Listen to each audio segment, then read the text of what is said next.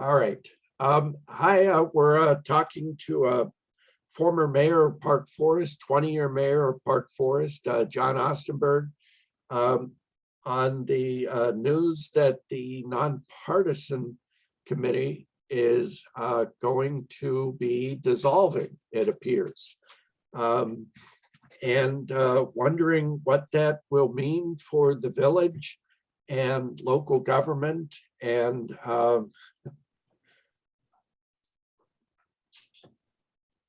I don't know. I mean, as I look at it, anything could happen. The parties could get involved to a degree that they have not before. John, what are your thoughts? Well, I think, first of all, I think that the very fact that there's been a lack of interest over the last several years on the part of people to get involved in the nonpartisan committee probably means that there's not as much community interest in nonpartisan government as there once was. And that probably is due in large part to the fact that we have a lot of newer residents that have come into the community, and they've come from municipalities where it hasn't been nonpartisan. And so they're probably used to things that are a little different than, what the nonpartisan atmosphere is in Park Forest. So the fact that there's a lack of interest and enthusiasm for continuing it, I think that in itself speaks to the fact that, attitudes have kind of changed. Now, in terms of government as such, my feeling is that at the local level, certainly, nonpartisan government provides a lot of benefits that you don't find in places where you have, political parties running. And even, and it's not necessarily a case of where it's a Democratic Party or Republican Party, because most of these municipalities, the municipal parties are the Better Government Party or the, Park Forest First or whatever it might be that come together. Sometimes there's an overlap that it's predominantly Democrats or predominantly Republicans, but really that's not very common in the suburbs anymore. In larger places like Chicago Heights, then there is a tendency that, one of the political parties would play a stronger role. For several years, when Chuck Panici was the mayor, for example, and when Doug Troiani was the mayor, you had the Republican Party really dominated the municipal government at the local level. I think, the more recent elections, it's been the Democratic Party, but there it's also kind of a coalition, because you have some people who in the past were strongly associated with the Republican Party who now are part of that coalition at the municipal level. So, I think, that's probably one of the exceptions. Most of the places, the political parties are not directly involved. I mean, the two major political parties are not directly involved, but you do have partisan politics because you have people running as a slate. And from my perspective, slating is the issue. It's more than, for a number of reasons, but one of them, and you can just look at some of the municipalities that are close up to us and you can see this playing out.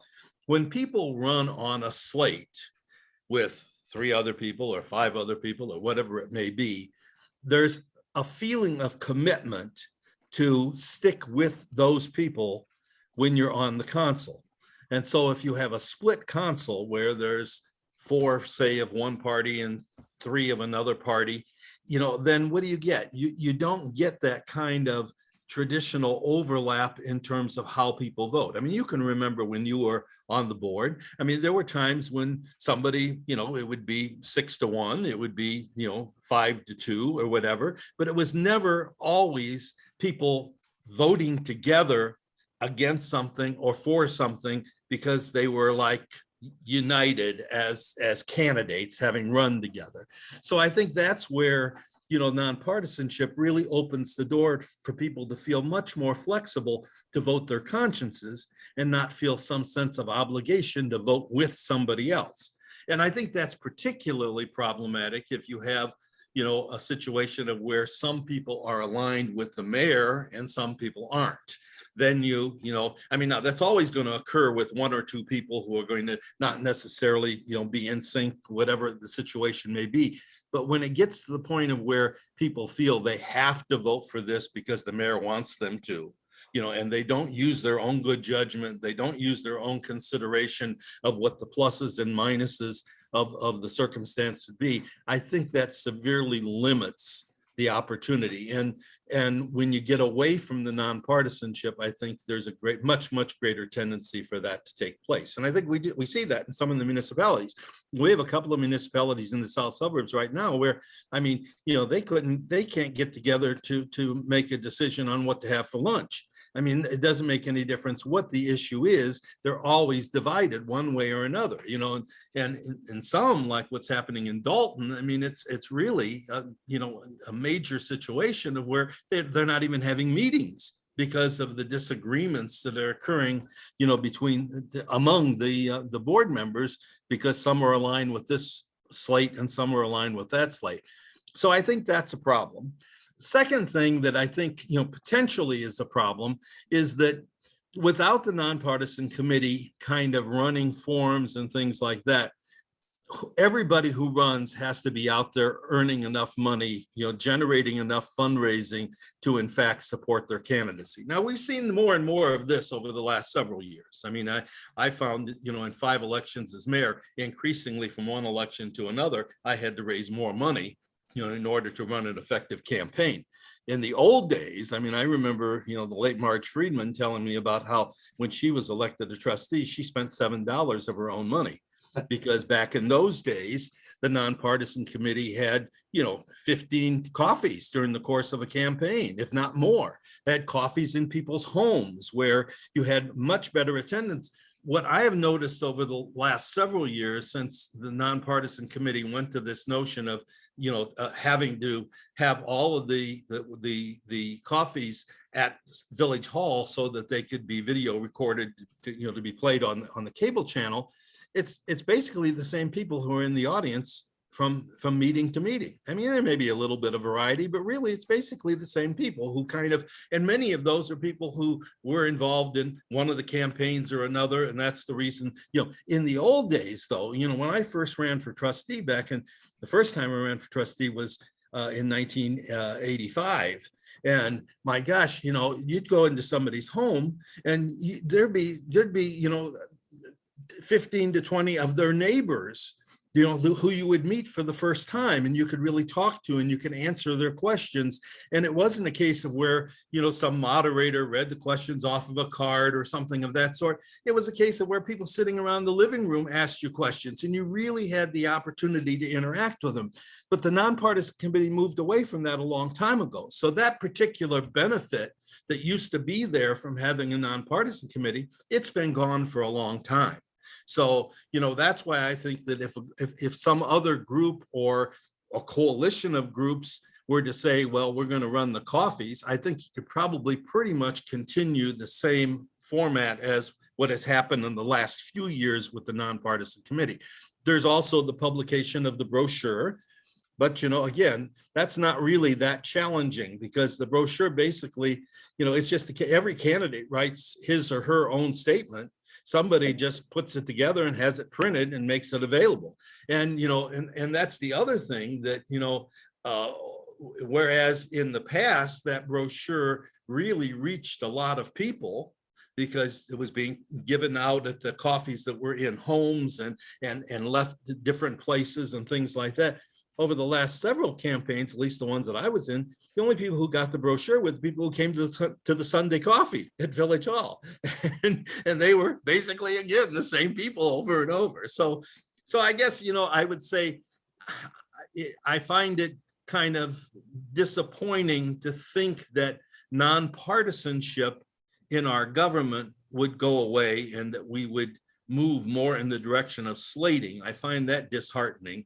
But in terms of what the nonpartisan committee provides in the campaigning aspect of it versus the old days, I think you probably could find 3 or 4 groups that would be willing to take over some of those responsibilities. Because right now what you have is The league sponsors one of the coffees, the co-op sponsors one of the coffees, and there's probably other groups that would do the same. At one time, the service clubs sponsored, a coffee. I think that it's likely that that could be happening again. Who knows? Maybe the Historical Society could sponsor a coffee. There's different groups in town that could sponsor a coffee. And if you had, one or two people who were willing to kind of coordinate the schedule, that's basically all you would need. And you could keep that aspect of it alive. It's probably a lot more than you were interested in hearing, but that's... I always appreciate your encyclopedic memory and your ability to add one of your favorite words, I think, to provide a gestalt. And I am one of my concerns would be something happening if we did end up with slates, pressure from board members to politicize employees at the village of Park Forest. One of our neighbor to the east and another neighbor to the north, Cal City, Chicago Heights. It's not uncommon for employees to be given marching orders, and you're going to get signatures. I need you to send literature around, and our employees at Village Hall don't. They don't touch that. Mm-hmm. Mm-hmm. Well, I think, first of all, there's a couple of things. Number one, we do have an ethics ordinance in the Village of Park Forest, which some of the other municipalities don't have in place. We also have an anti-nepotism ordinance in place in Park Forest. Now, of course, the thing about ordinances, somebody has to enforce them, and that's a problem because, in many cases, if the elected officials in fact are engaged in wrongdoing, which I don't suspect that any would be, but if they were, in sense that they wanted to have a family member given a job or something of that sort, then it would probably fall to the village manager and the village attorney to make the decision to say that's contrary to our ordinance. Now, that puts a lot of pressure on those appointed positions, because they're professional positions and they shouldn't have to be getting involved in any kind of a political process, which could be interpreted by some, if you have to tell somebody, no, you can't do that, that it's a political decision. So that's awkward, to be sure. But something that I would say is that I think that one of the things that the Village of Park Forest should do, I never thought of doing this in the past because, I guess I always considered myself to be something of the watchdog, and I was going to make sure that it didn't happen. But there's nothing wrong with, for the reorganization meeting, when the board comes together for the first time, the new board after an election, for those two ordinances to be ratified just automatically by the new board. Just, and I think that, you as a local media person or any other good government operation within the village, that's something that could be encouraged, to go to the board and to say, hey, we have these ordinances in our village that makes us unique, that protects us from some of the problems that we've seen happen in other municipalities. A good step would be at the beginning of each new board, when the board reorganizes every 2 years, that those two ordinances are automatically ratified.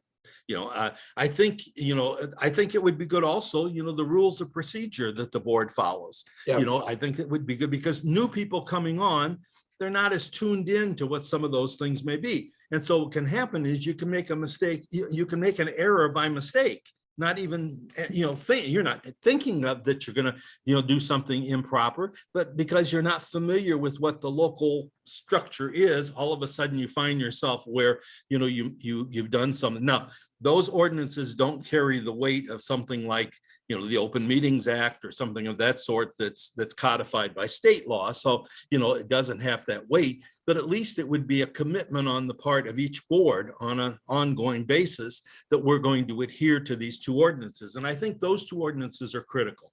the the ethics ordinance that keeps people from being forced into doing things that are unethical for political purposes, and the anti-nepotism ordinance, which prevents that opportunity to have a brother-in-law, sister-in-law, cousin, uncle, whoever assume a position because of their relationship to the elected officials. And that's one of the big problems that you often have when you have a more political structure, because because people don't want to buck the quote party. You get one person who kind of is inclined to think, well, my spouse needs a job and she's qualified for this job, and then everybody else feels that, well, since they're part of that party, they got to kind of go along with that person. Well, you don't have that in nonpartisanship. So I think that's critical. Then the other part of what you're mentioning that I think we need to be cautious about, because it certainly has been a problem in some other municipalities, is that you don't let the local political structure get involved. The township organizations that we have, in Bloom Township, in Rich Township, in Calumet Township, in Thornton Township, you've got fairly strong structures in place that, political structures that many times are looking for the opportunity for jobs and things of that sort. And that's become particularly problematic, I think, because of what's happened in Springfield with the problems in the legislature, especially the problems involving the former speaker. There are a lot of people who had jobs because they were tied to a political organization. Okay, there were people in the south suburbs who were part of Mike Madigan's, ward or operation.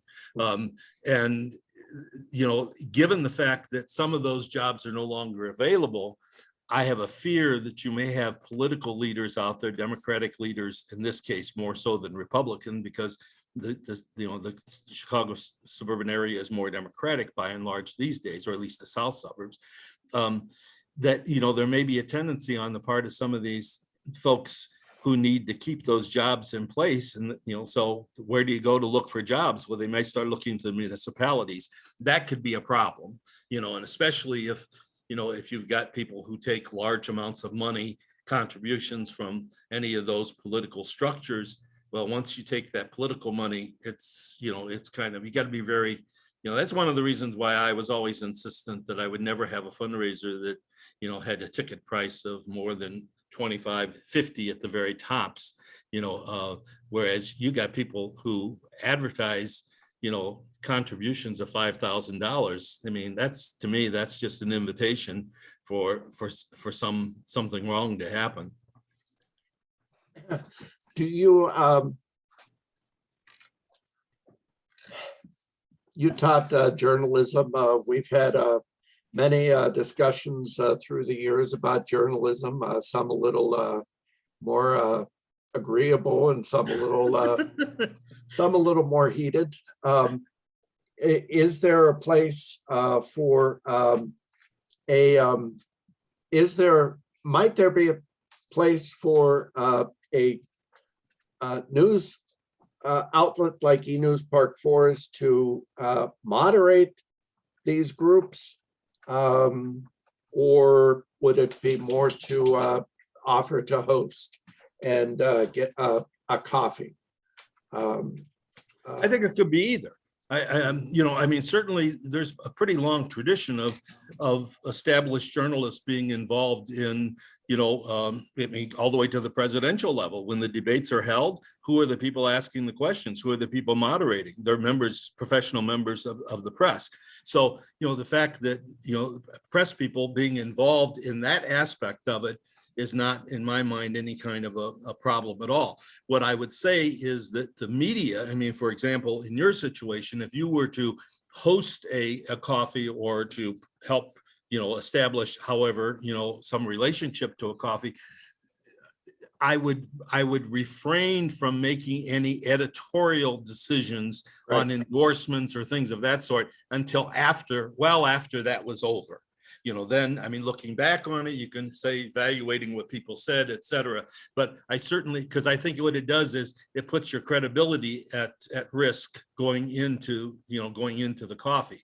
Now, once the coffee is over, and the campaign is closed, the last week of the campaign or something, which is when most publications make their endorsements, that's perfectly all right, because it's behind you at that point, and you're really making your endorsement based upon what you heard at some of these programs. But I'd be very careful not to establish something that seemed to imply a potential bias, during the moderating process. Absolutely. Absolutely. And should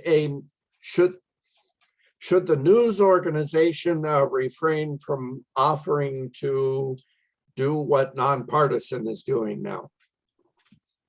In the sense of structuring the coffee, asking for candidates to agree to a certain standards of behavior or is it?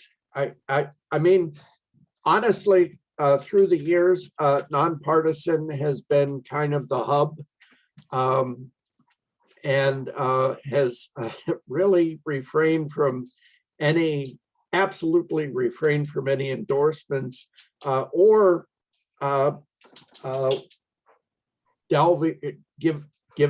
dishing out punitive measures for perceived slights.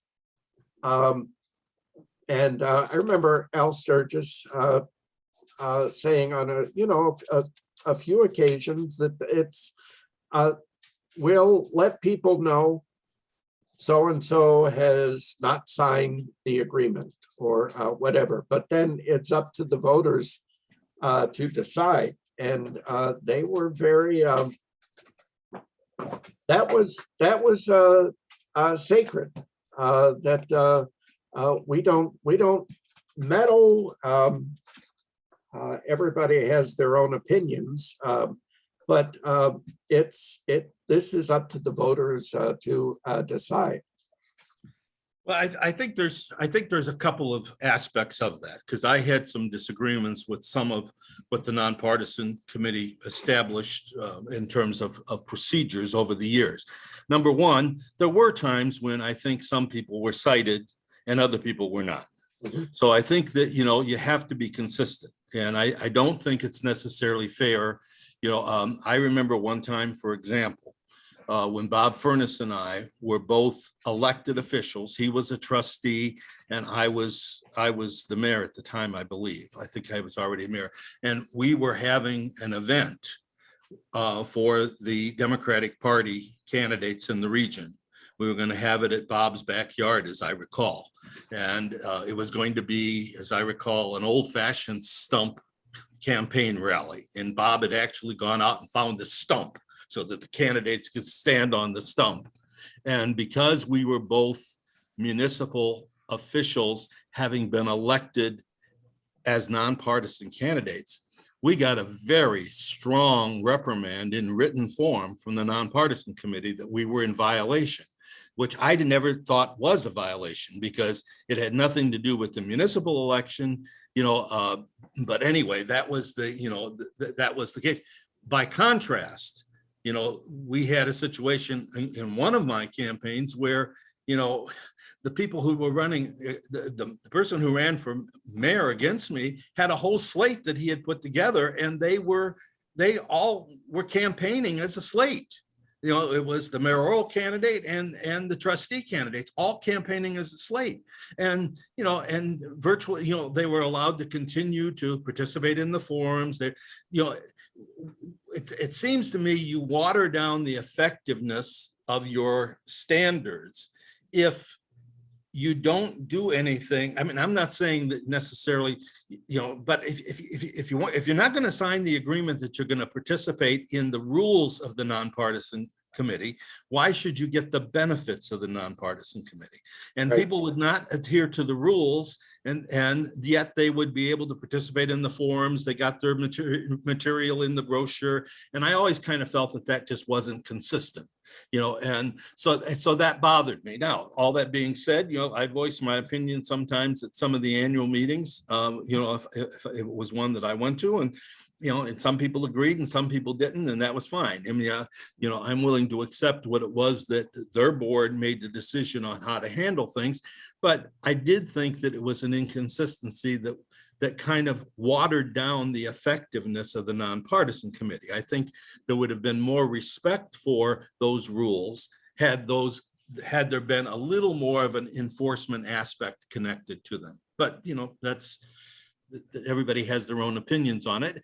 And, and I can appreciate the fact that, from the perspective of the nonpartisan committee, and I think I may have had some conversations with Bob McCrae about this, the feeling, just the feeling that you said, that Al had expressed, that, well, we are telling the public that they didn't do what they were supposed to, so it's up to the public. And I understand and appreciate that. I just don't think that's necessarily a strong enough enforcement aspect. So, John, thank you. As always, you give me a lot to think about, and I hope we can connect again soon.